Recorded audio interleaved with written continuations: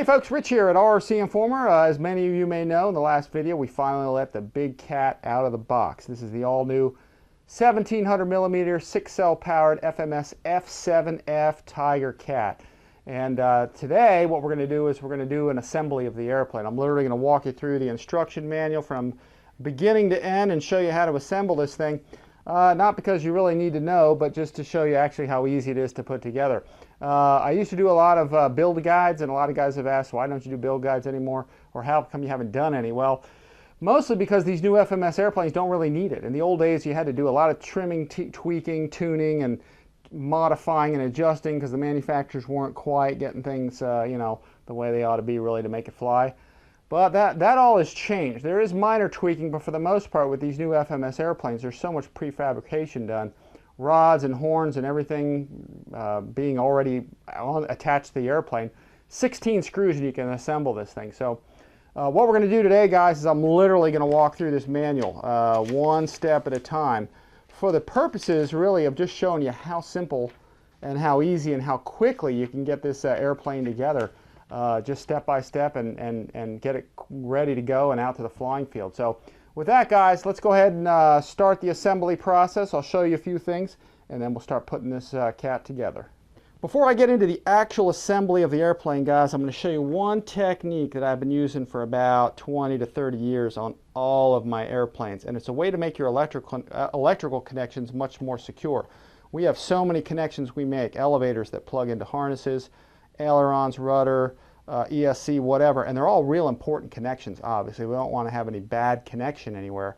And for the most part, most of the FMS planes I usually don't have a problem with, but on occasion, with any manufacturer, which actually this applies to, you'll make your connection, you'll plug that in, and you'll say, hey man, that's not too secure, and sometimes it'll just slide right out, and you say, wow, that connection feels really loose. You know, is there a way I can tighten that? Well, yes, there is. So as you're putting this thing together, if you find any loose connections with any of your airplanes, regardless of who's making them, you really want to check the security of it and see how can I make this thing tighter, and there's a way to do it. Now, this one is really tight. Actually, both of these are. But just for demonstration purposes, guys, I'm going to show you how I actually tighten my linkages. Now, this is the female end, so there's actually holes in there, and this is the male end, and I'm not sure if I can get in there, but I'll give it a try. Actually, you can see them right in there. You can see the 3 pins, and those 3 pins insert into this female end. And what I'll often have to do is I'll pull this tape down, and to show you guys in detail, what I'll do is I will take right here, I will take a hobby knife. I'm going to zoom in a little bit more here. I want to get this to focus so you all can see it very well. What you have to do is take anything you have that's sharp, or not sharp, but something just thin that you can get in there with, and you want to pry open this tab ever so slightly, just a little bit. You don't want to break it off, and that allows you to slide the female connector out of place, and there we can get a really good close-up of it. And you can see when that male pin inserts into here, okay, which I'm not getting, there we go. It inserts into there. It actually grips that male end. In fact, I'll show you. It grips the male end. Okay, the male end goes in, and then those 2 metal contacts grip that thing and hold it tight. Well, if those contacts are kind of loose, if that thing goes in there, there's not really a lot of, you know, like a thorough connection in there. So the way that we address that with some of these, and not all these are made different. Some of them grip from the side, you can't do anything.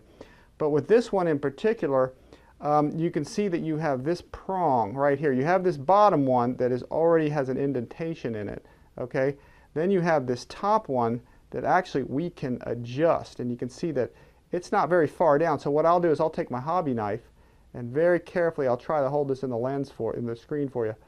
I'll push down on this end, okay? And what that's going to do is it's going to take this flange right here, and it's going to bend it down. You can see how I bent it down a bit. What that does is it takes those 2 flanges, so just kind of look at my 2 fingers as those 2 flanges. Instead of being far apart, now they're closer together. So when you actually insert that male end in, it gives you a much better grip on that connector. So, and then when you're all done with that thing, you can take this and you can insert it back in. You don't need to bend anything or move anything, because you'll see it'll lock right into place. And as I try and pull it out, again, that acts as a locking mechanism to keep it in place.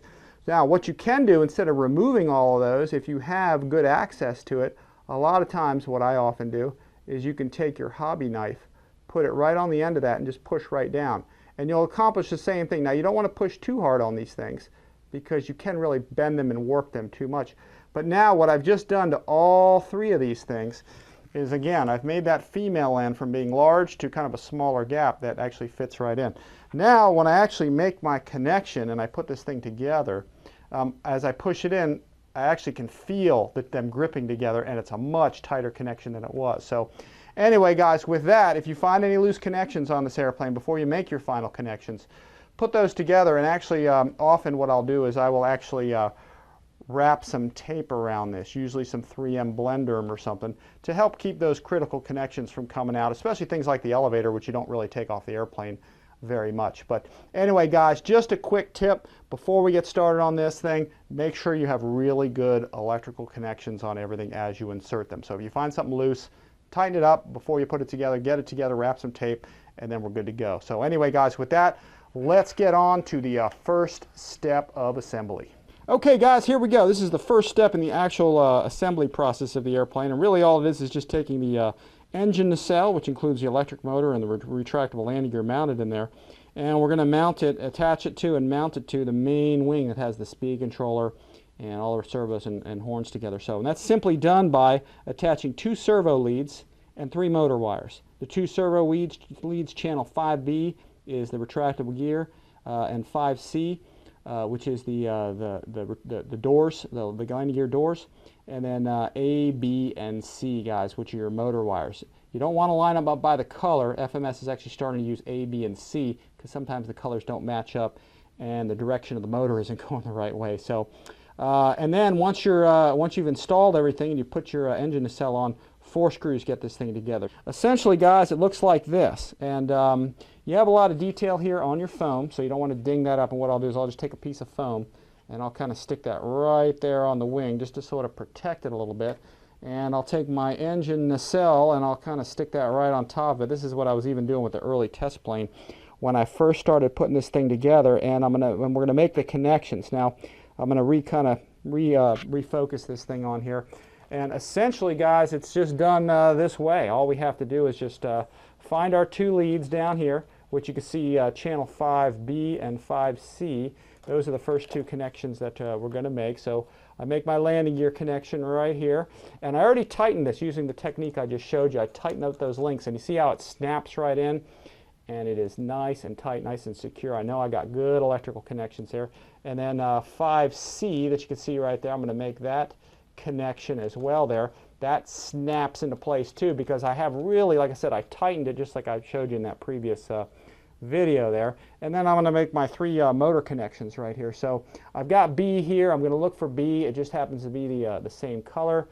B to B is on there. Then I'll take my next wire. I'll use the red one here, and that happens to be the C wire, which actually is the black wire. Okay, so again, we're not doing it by color, we're doing it by letter. Okay, so we're putting those together, and my A wire, which is my black wire, goes to my red. Now here's a good chance, guys, good opportunity to inspect these connections. This one looks a little bit frayed, but what I normally do is, for me anyway, and you don't have to do this, is I'll wrap tape around all 3 of these, and I'll even wrap tape around these to keep them secure, because this isn't something I take apart very much. So I'll go ahead and do that, and we'll take a look at getting the rest of it together. To show you how I tape these up, you can see right here I already taped these 2, and what I'll do is I'll take a roll of this 3M blender, which used to be, we used to call it hinge tape, but you can use anything you want, but just a small length, guys, is really all you need. And I'll put it right here around the center, okay, of my motor wire there, and I'll very carefully wrap it around. Now again, guys, you don't have to do any of this stuff. This is just the stuff I like to do to my planes to make sure they're extra secure. And I'll do the same thing with the 2 leads, and you can see right here I already did the one right here. I'm going to go ahead and do this one as well. This one I need a little bit of a longer piece of it, not too ridiculously long, but I'll run that right into the side that actually is holding this in place. And the nice thing about Blenderm is it stretches, so you can kind of stretch it kind of tight around this thing, and that'll ensure that it really grips it. It's almost like a heat shrink. Some guys use heat shrink tape, some guys use those like plastic clips to clip these on, but especially when I have a big powerful model like this, I really like to secure these things in place, all of these, with a little bit of tape. Again, guys, not required, but it's something I like to do for added security on a lot of my models. Now that all the electrical connections are made, guys, you can really carefully just take your wires, push them down in here. There's lots of space down in here, mostly pushing these things back, and I'll see if I can get those to go down in there. Just put all your wire down there as best that you can. They made a nice little channel for your motor wires and everything. And essentially all you're going to do is sort of pick this up in one fell swoop. You're going to pull away your padding there, and you're going to go ahead and put this thing in place. Now there is here a tongue and groove right here that you have to stick in, and that's right inside of here. I'll try and get an angle on there, but it's very actually hard to reach that here. But once that is in place, guys, you want to sort of sight down in there and make sure that all your wires are going in and nothing is really being pinched. It's only foam, so it really wouldn't hurt it, but you're gonna make sure those line up, and then go ahead and mount just push your engine down and mount everything in place. Viewing the nacelle from the rear is probably the best angle here, guys, that you're gonna get. Now I have a hat light on, and that helps me shine a light down in there. But you can see really nicely down in there, guys, how those wires are all tucked away and nothing's being pinched. So once you're sure everything's in place, you can just go ahead and rest this thing down and lower it. It actually fits kind of snug. And you're pretty much almost done with the wing panel. It's all on there. Now all you have to do is just put the 4 screws on top, and the wing is complete. Now to secure the wing, you simply insert these 4 3mm screws into these 4 holes, 1, 2, 3, 4, and you go ahead and you tighten them. You use a 2mm, which I'll show you right there, 2mm Allen wrench to tighten those things. And as you're tightening them, it's very important not to over tighten them. The front ones, as soon as you start feeling them get tight, you just go a little more and you're done. If you over tighten them, you'll start taking these plastic pieces, these doublers here, and they'll start compressing kind of down into the foam, and you really don't need to do that. Now as you tighten this, you will begin to see this seam tighten up, and as I flip this around, let's go right here, you will begin to see this seam tighten up. So, and this seam right here, let's get on that side. So as you tighten this up, and let me go ahead and stick the wrench in there. As I tighten this up, you're putting your finger on that seam and you're watching that seam, and you can hear it creak a little bit as you tighten it. And you can see that seam tighten up, and actually the screw does bottom out. And once you get a seam like that and the screw doesn't move anymore, you're pretty much locked in. The other side works pretty much the same way. Again, you don't want to over tighten it, but these screws actually do bottom out. So once I get that thing in there, I'll go ahead and tighten this up. And as I tighten it, little by little, you'll see that seam shrink. As I tighten it here, it gets a little bit less and less and less until it gets all the way in there. Now the screws on these do bottom out, and I think they designed it that way, and you can feel these tighten up as you run your finger across. But these screws are designed to bottom out, and the reason for that is so you don't over tighten them. So, but anyway, you can see that top seam now is a whole lot tighter than it was, and the wing is actually complete now. It's important to note that the first instruction manual I got with the airplane shows 4 equal length screws here, guys, 3mm by 26mm like the black one here.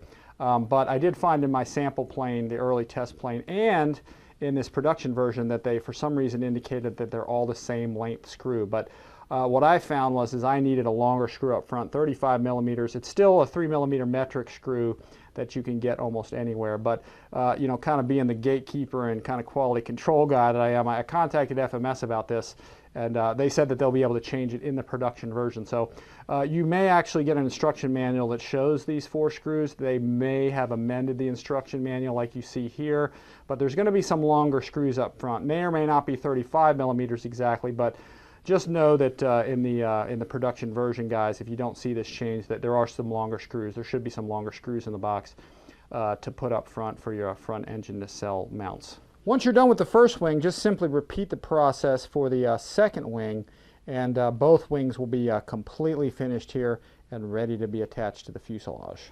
Attaching the wings is literally the next step right on the next page, and all that consists of is running the main spar through the fuselage, attaching your wings, just sliding them on and making sure your power wires get pushed through those holes. Then flipping the airplane upside down and putting your 4 wing bolts on, or you can do this actually procedure upside down and just install the wings. And then making your connections with your Y harness for your ESC wires, and your power wire. So it's really just that simple, guys.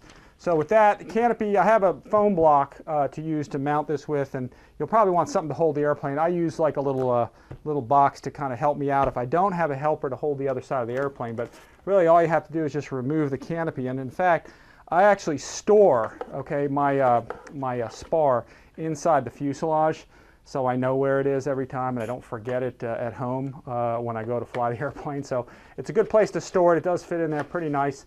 And then all you do is just install your spar. That's really the first step. Get it in there about halfway or so. And then you get your wing panel that was finished from the last step. You got your two wires here, guys, your power wire and your ESC control wire there. That's going to be Y harness. Both of them are going to be Y harness. All you do is slide those two on that spar, put those two wires in there, and you'll make those connections with a Y harness after. But your main connections are made with these little bullet connectors on both sides. So once that slides onto the pads, you literally put one hand here and I just kind of rock the wing forward and back, and the wing is installed. The next step is you just want to make sure the spar is pushed all the way in and it's in place. Then I'll go ahead and take my block. Again, if I don't have a helper, I'll go ahead and put that block underneath the nacelle just to kind of hold the airplane up. So you can do this single-handedly if you have a little block, a couple foam block, airplane cradle, I guess you could say, and a little foam block to do this with. So, but anyway, you take the other wing, simply just install it right on there. Again, your power wire and your ESC wire right here. Just slide those into position, put those two through the holes, and they pretty much go through real easily. And once again, guys, it accepts the pads right there. You put your hand right here, just rock the wing back and forth, and the wing is in position, and it's ready. You're ready to install the screws on the underside. Once you have the airplane flipped upside down, it's real easy to install the 4 wing screws. There's 2 on each side, one right here that I already installed, one here, and 2 on the other sides that I already put on.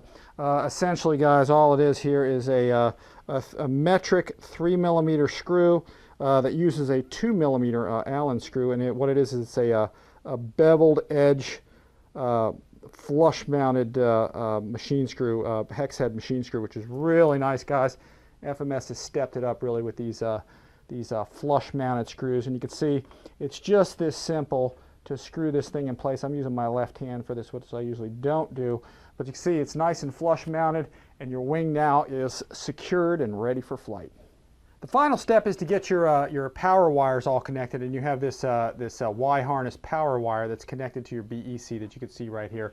And then you also have your Y harness that's going to connect your throttle cables or your ESC control wires too. Now this end of the wire is going to be connected to your receiver, so you're just going to have these 2 connectors sitting here with those 2 connectors to connect your wing connectors too. So in my test plane, the receiver was back here. I may have it in here. We'll kind of see how it goes because they rearranged the battery compartment a little bit, and I'll show you that probably in a future video. But for now, let me go ahead, guys, and zoom in on here, and I'll show you kind of how this looks. All you really have down in there is the wires that came from the wings, and you go ahead and you make those connections here, guys. You attach your control line from one side, or your throttle line from one side, I should say, either way you want to look at it. And then the other side goes in, and again, you've got your Y harness here, guys, and this Y harness is everything. This is already plugged into your receiver, guys. Then your power wire, and you can do these in any order. It's really not that critical. You have these 2 EC3s that connect your power wires on there, and that's your main ESC wires. And those go in place. They snap in pretty tight there. They secure pretty tightly here. And then you can see this is your main EC5 that plugs into your 6-cell battery. Now, one thing that I do want to note, I'm going to move the camera here just a little bit, is that you do want to have this thing, your BEC, you want to have that secured somewhere, because what's going to happen is in the way it's set up is this actually plugs into your receiver, and that's actually going to be plugged in there permanently. So you want to have your BEC secured somewhere, and again, I'll show you all that in a future video. I'm probably going to have it secured to the side wall, or I'm probably going to have it secured down on the bottom floor or something, because you don't want to be constantly, you know, tugging on that BEC, because the more you tug on this thing, the more you can fray the wires off this board and this board. That goes for any BEC, so you just want to make sure this whole thing is secured so you're not constantly tugging on the board. But overall, guys, that completes your wing connections, both mechanical linkages and your electrical linkages. The next step after you assemble your wings and get those fully installed is actually to get the propellers done and the nose cone done. I'm going to skip those and do those last because the next major assembly really is getting the tail surfaces in place, and really all that is just putting your two spars through, making your electrical connections here, guys, for your horizontal stabilizers and elevator, and then just sliding those on and then putting the screws in place. And you can see right here making those connections right here. So that's pretty simple, guys, and I'll kind of demonstrate it here for you as best I can. I'll get the two halves starting with this one right here. There are two spars on here, which is real nice. You have a very short one that goes right up front. These are all carbon spars, guys, and one thing I found is that the main spar actually will slide on a little more than halfway, but it's very tight, so it's not that critical of a thing. Just make sure you have it about halfway or so right there, and then you go ahead and insert these. There's little holes in here that you want to make sure that they are lined up with, and I'll go ahead and just get it lined up there into the hole, which you got to find. I can't look at it because I'm doing this on camera. And usually I'll get one half on like this and then go ahead and make my electrical connection just like this. And I went ahead and did my mod here that I showed you guys in the beginning, so the connection is real tight. You can see it's on there right now. Again, it's hard to demo that on film exactly, but then you go ahead and you tuck all these wires in here, and you go ahead and you slide that whole thing on, and you can see how it just fits into place nicely. You want to make sure that your wires get tucked away. But basically, you take your time, tuck away those wires, get them all in there, and you're ready to put the second half on. Once you have your first half of the horizontal stabilizer and elevator in place and the electrical connection is already made, I went ahead and put my two screws, one here and one here, just like you'll see. We're going to put these two in here later, but those two screws kind of help keep that side in place. You're going to need to stick your head down into this slot and see that U-shaped channel, which I'm going to show you here. Actually, it's an oval channel. You can see the picture here, what it looks like. There's a wood doubler in there because there's a lot of structure in the center of this fuselage and the vertical stabilizer. But that little slot in there, this oval channel that you see, that's for tucking all your wires in and getting your connectors in there, and there's plenty of space in there.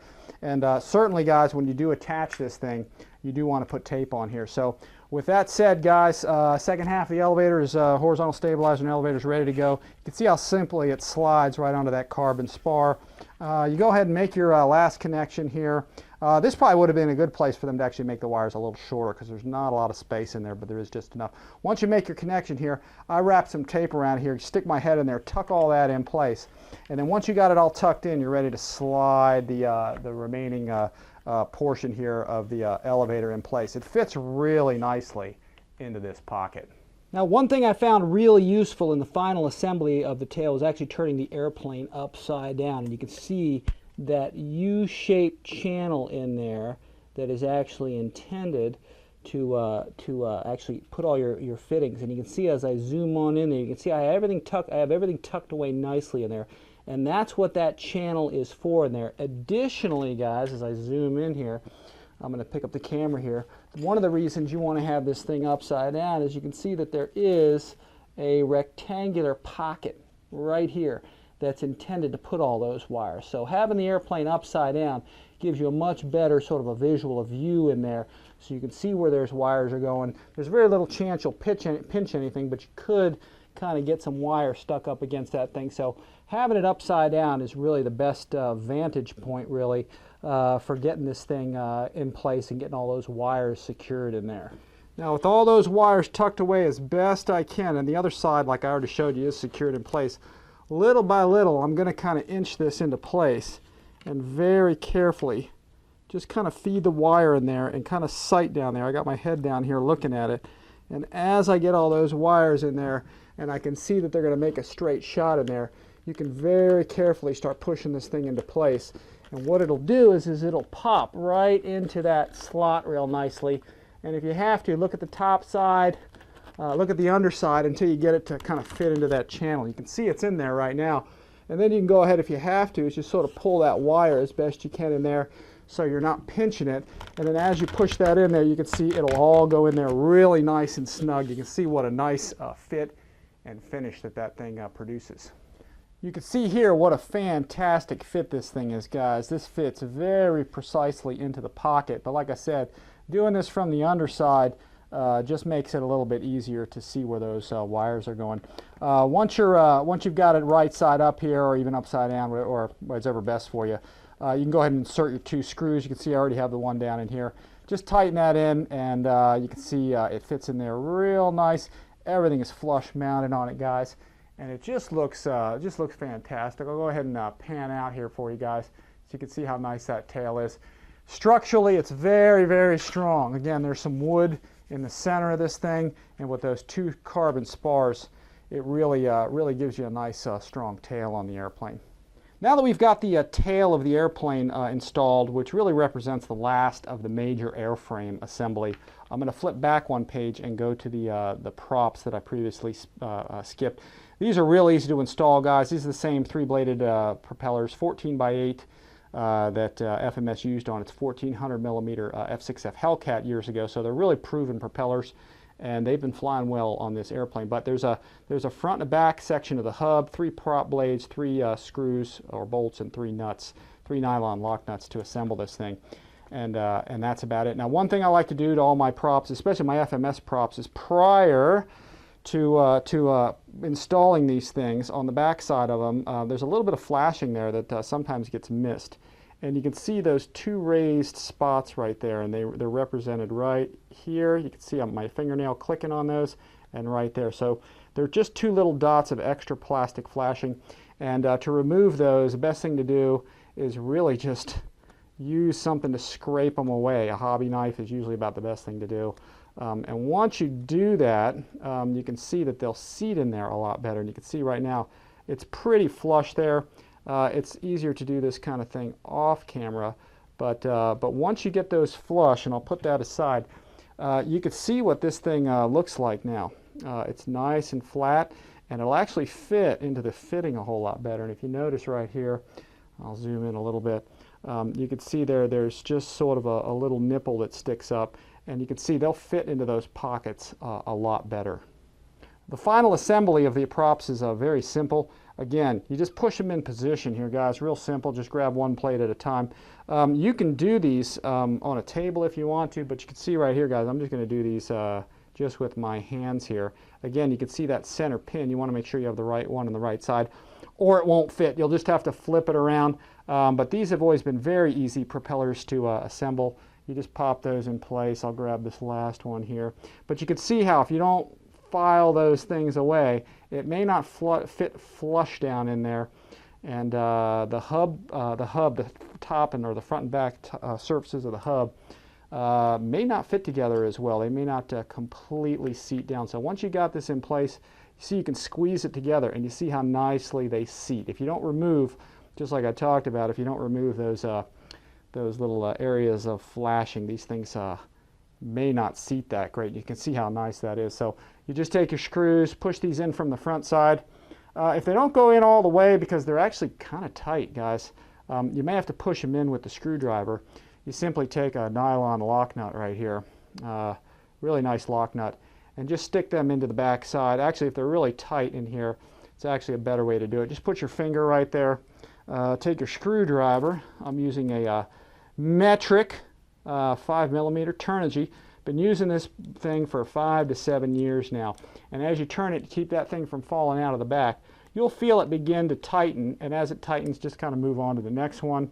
Again, just sticking that lock nut right in there. I'm doing this on camera, which is harder than doing it when I don't have the camera, but anyway, you can push it in if it's not going in all the way with the screwdriver and get it to go in there, and you can feel it starting to bite that nylon.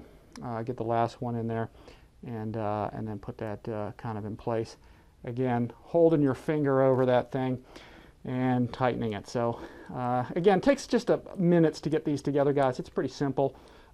As you feel it tighten, which I'm feeling it now, wait till it gets just real snug and then stop. You don't want to over tighten these things, because you can fatigue the plastic a little bit. It's very rare to do that, but you don't want to crack. I mean, after all, it is plastic.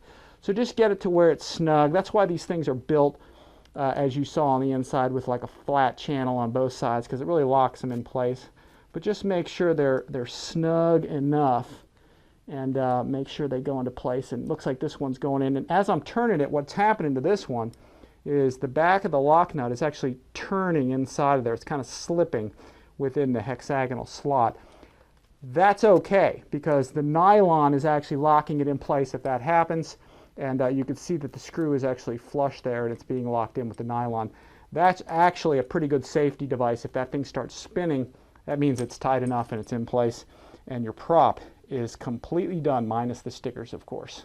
Installing the props on the airplane is about the easiest thing in the world. You can see that the prop drive has a built-in hexagonal prop drive shaft at this end, and then of course on this side it's hexagonal as well, so you really can't get more of a positive lock than that. And really all that is just installing the prop, spinning it a little bit till you can feel it lock in, and it locks in. And the other nice thing is it actually buries in there in the prop, so you really can't see the motor at all, although there is enough cooling for it. And then you go ahead and you put the prop nut on, which is just about as easy as it gets, guys. So putting these on and off is definitely, like I said, is about as easy as it gets, and you just tighten it up with that. Now, one thing interesting to note is they actually changed the prop hub a little bit. They have a nice flat aluminum finish prop hub, which really matches the motor a bit, and they actually shorten the length of it a little bit, so it's a little bit more scale, and that's something they just recently changed. But anyway, guys, you can see how easy it is to get these on. Now, one thing I will recommend is even though these fit on really easily and the instructions have you insert everything, it's a better idea to leave these off of the airplane until you've got the receiver plugged in, powered up, trimmed and tuned, and you're ready to go, especially if you're in your workshop, so you don't start these props spinning. Just leave the props off the airplane until you're completely finished with it and you're ready to start turning the propellers and flying it. Right below the prop installation is the nose cone installation. You can see right here, and they say use foam safe medium CA. Now, you can use that if you want to. However, I would recommend foam tack, guys. The reason for that is foam tack stays really flexible and clear, rather than using CA on this, which is hard and it's kind of brittle, and anytime CA kind of tears off or comes off, it takes a lot of foam with it, where foam tack not so much. But you can see here how the nose cone comes off. It has a little flange right here to help guide it in place. Little cooling holes there, because there's a really nice cooling port to go up here for the battery. So a little bit of foam tack on this thing here, or right around the edge, and then just kind of brush it on, and then you put that baby on. Let it tack a little. Just pull it off, put it on, pull it off, and then let it tack. It makes all these little threads and strings, and then you can finally secure it in place. Now, I'm going to hold off putting that on right now, and the reason for that is that in this new airplane, the production version, the battery used to mount, go as far forward as right here, but in this new production version, the battery can actually be pushed all the way up here. So in my test plane, I was actually running some weight. I stuck some nose weight in here, and I actually put screws, one on each side and one on the top and the bottom. So 4 total screws. I had some wood like pieces that I put here, here, here, and here, so the screws actually threaded into some wood. Now, I'm not saying you have to do all that, but I did that because I had weight on here and I needed something to support all that rather than just gluing it in place in case I had to change the weight. So until I get this new plane production version set up, may not need any weight in there at all. You know, it all going to depend on how far that battery and how heavy a battery. Everybody's going to use probably a different size battery. So that's usually the last thing I put on is the nose cone. I wait until I get the receiver in there. I have all the details on it. I have the battery, and the plane is ready for flight, and then I balance it, and then I determine if any nose weight is needed. So once I get that done, guys, I will let you know how all this new plane, how the production version balances out, and we'll talk about that. But essentially, when you glue your nose cone on, I do it with foam tack, and it's just as simple as that. The last few items that go on the airplane are really simply cosmetic and optional, guys, like the drop tank that merely slides into position. Also the pitot tube that goes onto the left wing, again optional. The gun detail, which is optional, and the top antenna, which again, guys, that is optional. You don't have to put those on. They do say here, required adhesives, foam safe, medium CA, like before. Again, guys, you can use that. I still recommend using foam tack or another, you know, foam adhesive like a contact cement of some kind, just because CA is brittle, and when you glue a brittle kind of glue onto foam, it just kind of, if it comes off not real nicely, whereas foam tack stays soft and it doesn't tear the thing up, and you can remove it and replace it and that kind of thing. Now, there's only 3 pieces. I said in the video there's actually 2 pieces, but in reality there's only 2 parts that actually get glued onto the airplane. That is the nose cone. You got to have that on there. There's also the Pitot Tube, which gets glued on, again optional, and the top antenna, which is optional. The guns actually screw into place, and I'm going to show you all this stuff and how it works. You see your mounting slot there, guys, for your drop tank, and you can see how nicely that drop tank, let me show it to you first here. That's what it looks like, guys. It's pretty standard FMS. They've been using these for a long time. But you can see how nicely that drop tank slides into position and pops in place. So you can take it on, take it off real easy. It's very difficult to handle the airplane once the drop tank is on. So you put the plane down on its wheels, slide that baby on and fly with it. But you don't need to fly with it at all, guys. It is an optional thing. The next thing, guys, is the top antenna. And you can see all the parts here, right here, 20mm cannons and everything. And what I'm going to do is I'm going to take the antenna, show you how easy that thing is to put on. It just goes on here, just slides right in place. Heck, you could probably not even use glue and get away with it. It's a nice detail. Some guys like them, some guys don't. I end up tearing them off a lot when I have this on there, especially if I flip the plane upside down. This is upside down in a carrier of some kind, or a plane stand. Sometimes you end up ripping those off. So, but you can mitigate that and not do that by gluing this on, and then when you flip the plane upside down, just pull the canopy off the airplane. But anyway, guys, you can see how nicely that antenna goes on. Just a spot of contact cement, guys. We'll take that thing off. And then the gun detail, guys. This is some cool stuff. My test sample plane, you had to glue these in position, but not anymore, guys. These just thread right into place. I'm going to go ahead and zoom down in there on there. It's nice because you can remove these things, okay, when you're done with flying the airplane. So the long ones go on the inside. You literally just screw those babies into position. Short ones go on the outside. And it's just awesome, guys. These things are completely removable. There's probably a little paint on there, which is why that's a little bit tight. But you can see here, guys, those things go on there real nice and secure. As advertised, the last cosmetic detail, guys, is the Pitot Tube. Again, optional. It literally, guys, just fits right into that hole. Use a little bit of, again, contact cement to get that thing into place. You can see how nicely that thing fits in there. If you tear these kinds of things off, once again, guys, it's, you know, you can leave them off. You don't need the cosmetic details, but it does look really good on there, guys. I've had mine on my other one for a while, and I haven't on the test plane. I haven't torn it off in a while. But that pretty much, guys, sums up all the cosmetic details on the airplane. Okay, folks, that about sums it up for the assembly of the brand new FMS 1700mm F7F Tigercat. As you can see, really easy airplane to assemble, folks. 16 screws and you got this thing together. I went a little long-winded on things, but I was just trying to show you some techniques in getting it together. But essentially, guys, 16 screws, some cosmetic details, and the plane is assembled. Then you put your battery in. I would power it up without the propellers, okay, when you do it the first time. You can drop your landing gear, get it trimmed and tuned, and I'm probably going to do that in a future video here. I'll probably do that next, guys. I'll show you some setup, some CG, and how I set it up and everything to get it up and going. But guys, 16 screws, and you got this thing together. It's just really, really nice how easy this thing's assembled. The only thing I didn't put on the airplane actually is the graphics package, and as I showed you in the last video, the unboxing, they use a really high quality sticker.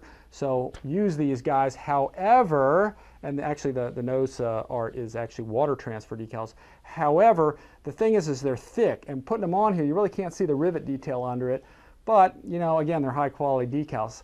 What you can do, though, and what I'm waiting on, and I'm going to do a video on it for you guys, and stay tuned for that, is I'm going to be putting some Cali graphics on the airplane.